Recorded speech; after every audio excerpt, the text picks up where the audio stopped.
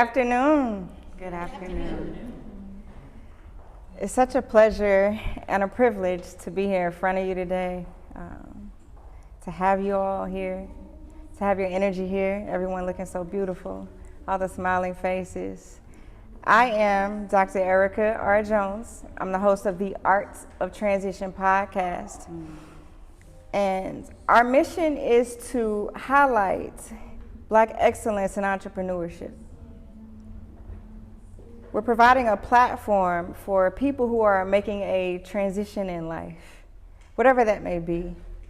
And how fitting to be able to interview a longtime friend, a dynamic woman who has literally created a portal. Portals in the matrix, a doorway into or out of the thresholds of our simulated reality. We enter and exit so many different portals in life. We make transitions. And that's what life is about. So I just really feel honored to be able to speak with you today here in Atlanta, Georgia. We're in the Jennifer Balcos Gallery, where pieces are hanging.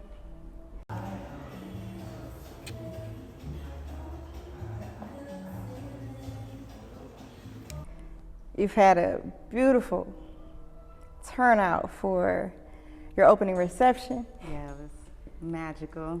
Yeah, now you're here for your artist talk. So generally, when we talk about transitioning through things, it's important that we introduce ourselves.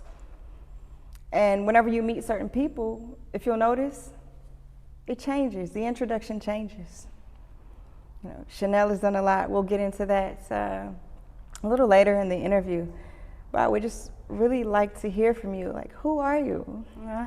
What's your name? Yeah, so I'm Chanell Angeli, and who am I? I feel like I'm still figuring it out.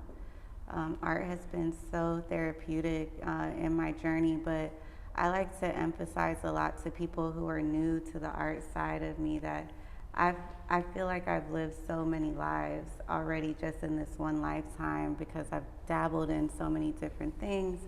Me and Mario met for just the love of poetry, and during an insane writer's block where I just felt a lot of pent up negative energy. It was around the time of the George Floyd murder, and there were a lot of riots going around, the country. And my friend was always like, "Oh, you should just put your poetry on canvas, because people would love to have that hanging in their house." My poems are very affirmative. And so I tried it, and I fell in love with creating multimedia, mixed media pieces, and so that's how it began for me. But the caveat is that I don't want to be considered an artist as much as it's really important for me for people to know that I am and believe I am a channel. I come from a very spiritual family. I was raised Baptist. My grandmother was a prophetess in the church. And so we went to church, I feel like 7 days a week. And all day. Right. And so that spiritual background and that grounding is so important. And if you know about prophetic gifts and anointings and how they pass on, and I really feel like I carry that in just a different way than my grandmother did. And any of you who grew up in the church know that laying of hands, people do really become healed. And when someone prophesies something over you, it really does happen. And that's a real spiritual gift. And so I think that people can see it in my work. But in short, that's who I am. Yeah. Thank you for your transparency and just doing what you're doing and giving people the courage to express themselves. Sometimes growing up in different environments, we don't always feel like, we can say what we need to say when we feel it, or we can do what we need to do. And you're going through this transition in life where you're just, the poetry has always just been powerful. Thank you. You know, and now we've got paint on canvas, we've got masks, we've got bright colors. Yeah. I mean, the work is just so vibrant, and it's like your spirit is just like bouncing off of these walls in this gallery. I just so appreciative of your artwork and everything that you've put together. You know, when you talk about your heritage, I see the colors from the islands. Yeah, so the color choice, especially for this show, was really intentional. The mango colors.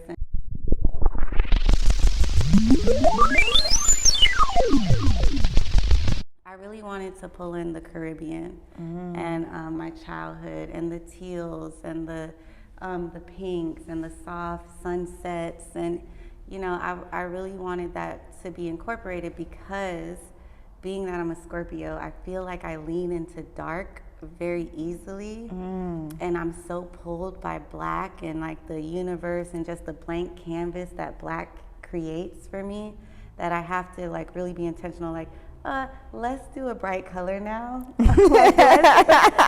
Let's not keep doing like black. So and then Tammy actually brought one of my very few white pieces, and those pieces actually were the birth of this whole show. And so they're not in the show because they both sold, thanks to Jennifer. But I was trying to get more into negative space and really thinking outside of my comfort zone and pushing myself in my practice these last 7 months to create a dynamic show that showed what the portal and coming through a portal can be, because it's not just all black hole and black matter or dark matter. It's also very bright and vibrant. Yeah, I'm appreciating all of it, particularly the piece Blue. Oh yeah, that you just collected. Yeah, it was like my favorite, and there was an elephant head there. So I'm a member of Delta Sigma Theta Sorority Incorporated, and of course we love elephants. And my grandmother, much like yours, was a pillar in the Baptist church, had us in church almost every day, Bible study, revival, all types of stuff. So she really loved elephants. So I just wanted to ask you particularly about, you know, that piece, and then how you decided to just kind of transition into mixed media. Yeah. So I'm probably going to butcher this word. Y'all will have to Google it and tell me how to really pronounce it. But the term is called therianthropic. And I'm probably saying it wrong, but it's when you mix animal and human forms together. So a lot of ancient Egyptian drawings, and you'll see a lot of that even in Thoth, who was the ibis bird, or you'll see a lot of it in their hieroglyphs, the lion's head on top of a man's body. And for me, I wanted to pull this, and that's ancient art, right? Yeah. But I wanted to pull this into my practice. Again, it ties back into spirituality and how I do believe in like spirit animals, and you seeing signs and omens through different, especially birds, and messages that come through with that. And so with the elephant head and the memory and just the matriarchal a community that they have, and how they can go one place one time as an infant elephant and remember it for the rest of their lives. And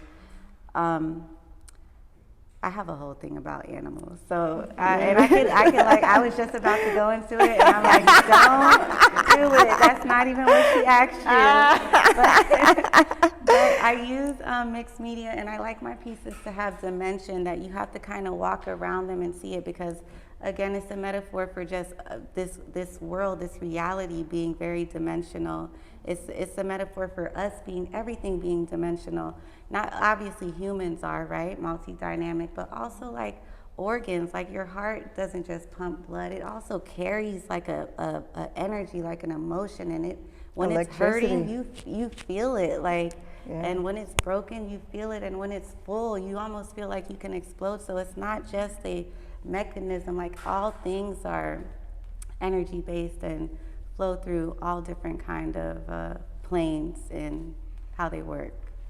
Yeah, you really said something, and your heart actually, if you ever have chest pain and you go, I'm a physician, by the way. Yeah. So if you get chest pain, what's one of the first things they do in the ER? They do an EKG. Mm-hmm. And what's that doing? That's tracking the electrical impulses in your body. So just the energy that we have in this space that you've brought to this space and that you're going to bring into people's homes and that you've been bringing into people's psyches through your poetry, through your books. I just applaud you. Thank you. And thank you again for your transparency and for your expression. Thank you. When you think about, the portals that you've entered in life, how did you make this transition into art, into like actually buying your first blank canvas? I know you touched on it, you talked about your friend inspiring you. Yeah, I think I really want to blame or thank quarantine, because if I didn't have the time to just sit my ass down, and really even process like my own emotions and meditate a little bit more and just get a little bit more still and quiet. Like, I can't emphasize enough how important that is. I think that it was in quarantine that a new version of me was birthed. Like, it was something, it was some kind of transmuting that happened to me in the stillness, where the kids are at home. I'm butchering homeschooling. It's like crazy. I'm like finding stuff to do, like blowing bubbles in the house, skating in the house. It was just, we just had to be creative, and the imagination took over, and that's how it started. Wow. How do your children feel about, the art that you're creating, like you and Mario, your poetry, and like when they see you doing this, what do they feel? Like, what do they express to you? Well, they're artists too, so they're really big critics in the house. Really?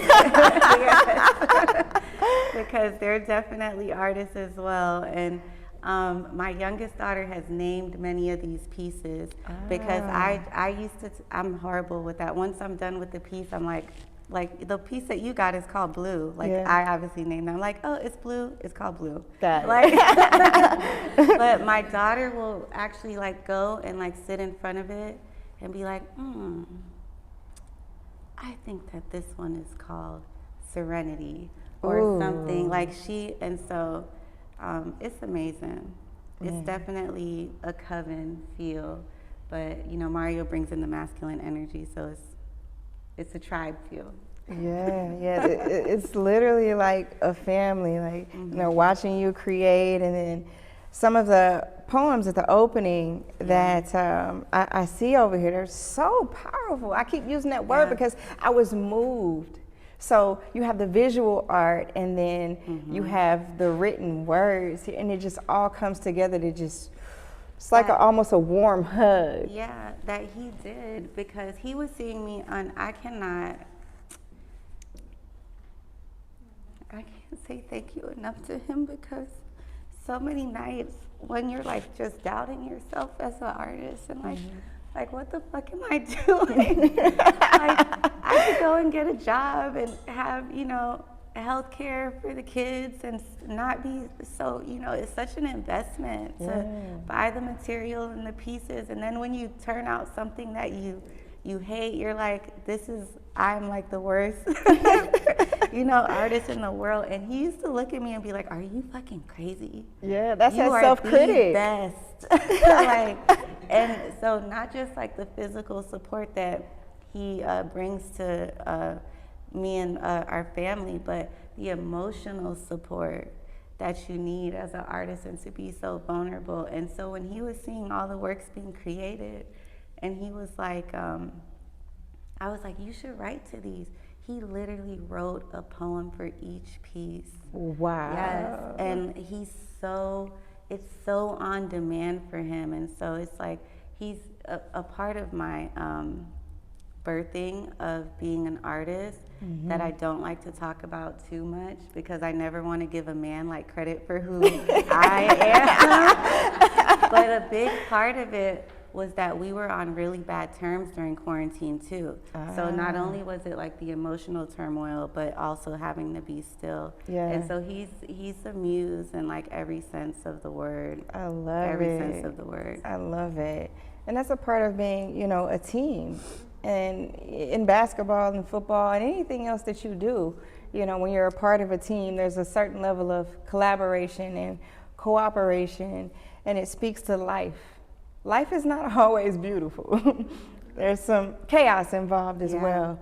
But we see what you've been doing. Like, we see what you've created. And in the community that we're in, and we're especially predisposed to so much chronic stress, to so many just negative pictures and negative videos, and just to have this type of culture that's coming through you, that you're creating, that we're creating. All of us here today are creating. Our energy is creating. It's so uplifting. And it's something that our communities need at this time. I like to talk a little bit about, you know, self-care, and you're really big on that. You know, I would see you around, like you had just left the gym, and like you're in Whole Foods, like making sure you got the healthy foods. I really like to understand how it is that people learn to take care of themselves, and how you as an artist are taking care of yourself, and you make sure that you keep your energy levels pretty balanced. Yeah, I think pacing myself, especially when you're getting ready for a show. I know there's a lot of artists in the room too. You work at a pace that is almost unnatural for you creatively, because you're pushing yourself creatively. So instead of like that inspiration in the middle of the night that's like, oh, I got an idea, I'm going to create that, you're kind of like trying to make it happen. And so it's a little bit unnatural. But for me, I'm already like on the seasons. When it starts to get cold, I go into hibernation and I don't do anything. So I'm already knowing, like, after today, it's rest. It's going to be a solid 3 months of like rest, because I worked my ass off all summer and from spring. And so in the winter time, I really take a pause, and I need that. Yeah, rest is revolutionary. Yeah. And the grind culture that has been pushed on us a lot, you know, I think it's important to embrace rest and to understand the importance of sleep and how it functions in your overall well-being. And as an artist, the fact that you're embracing that lets us know that, you know, you're taking care of yourself. You're going to be around. You're going to be able to give us more. And it's just such a pleasure to just be able to have you express yourself here today. When we talk about producing things, and when we talk about creating things, there's always resources, right, that we need or that we want. So I like to talk about the power of starting where you are with what you have. So where did you start? Like, what was that process like with the materials? I heard, who's that guy on Shark Tank that used to run FUBU? You guys know who I'm talking about? Yeah, I heard him say something a few years ago, and it's carried me so far. He said the power of broke. Because when you don't have money, to hire like a web designer and a creative director, and you're building a brand, and you don't have money, like, you figure out how to do that shit yourself. Yeah. And that has been like, along with, you know, some great advice from a lot of, you know, people, but that's where I started. I definitely try to figure it out and not have to add in a lot of unnecessary costs. Yeah. But it does take a team. Yeah. It does, and I'm trying to embrace that too. Try not to micromanage and like have to control the whole process. When I tell you, I mean, just this past weekend, it's just been, oh my gosh. Yeah. I can't imagine how you feel, like, creating and like curating this whole thing. For me, experiencing it, I'm like, yeah, she did a thing with that. She did a thing, like she did that. You know, I was literally in Switzerland, Art Basel, like not too long ago, and then I was in New York. I had the Black Wall Street Gallery. You know, I was impressed by that. Right here in Atlanta, though, like right here in Atlanta, Georgia, we got Chanell just putting this type of work out. Man, I can't say enough about how inspired I am. Thank you. I can't congratulate you enough. Thank you. On your accomplishments. And just sitting here in this moment with you and everyone that's here in the audience, like once again, I just want to thank y'all for being here. Thank you for your energy. Thank you for putting on for us here in Atlanta today. Because y'all look good. No, so do you. You look Thank good you. too. Thank you. Don't we look good, y'all? Yeah. Don't we look good?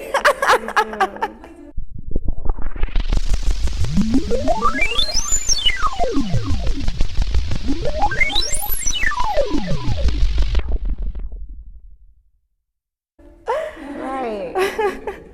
It's like these type of pieces and seeing ourselves in your artwork, it's affirming. It breeds self-love. It breeds confidence. Yeah.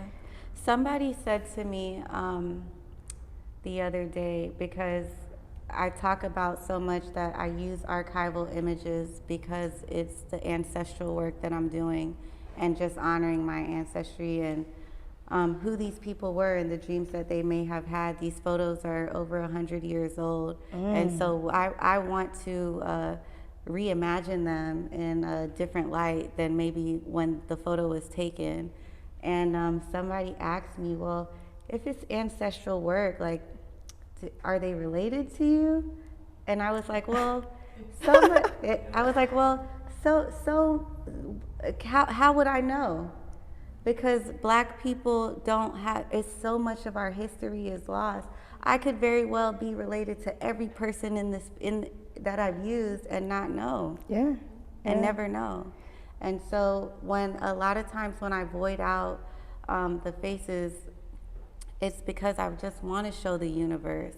I just want to show that this is your great, great, great, great grandmother. This is your great, great, great, great grandfather. This is us. This is in our DNA. We carry this, we hold this, and they're alive through us. And I say this so many times that what manifestation is real, visualization is real, prayer really works. And whatever prayers they were doing and manifestations they were having of a better life for their seeds are us now. And it happens, and it's still happening. Say that. Yeah. Say that. Should we take questions from the crowd? Yeah. Yeah. So when you ask a question, stand, state your name, and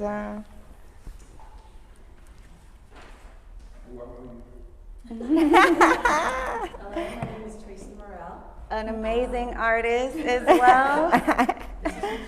Okay. I would like for you to talk about your process, and specifically, let's do this beautiful piece right here, and just tell me from start to finish. Okay, so Children of Yemaya, I'm not indoctrinated into the Yoruba religion. However, I've read a lot about it, and I love it, and I do feel some connection to it. That being said, I have the Black people's relationship with the ocean is so layered, whether it's the transatlantic slave trade, whether it's, and I was talking about this with another artist, Eugene Bird. He has an amazing gallery as well, Future Dead Artists. Even Black people not knowing how to swim and how dangerous that is, and how it really stems from, well, there were white-only pools. And so even when you wanted to know how to swim, if you're in a landlocked area where you could not learn and you could not go to a pool and practice, then there was no way for, and it was very discouraged even during slavery times, because it was just another way to keep people trapped in.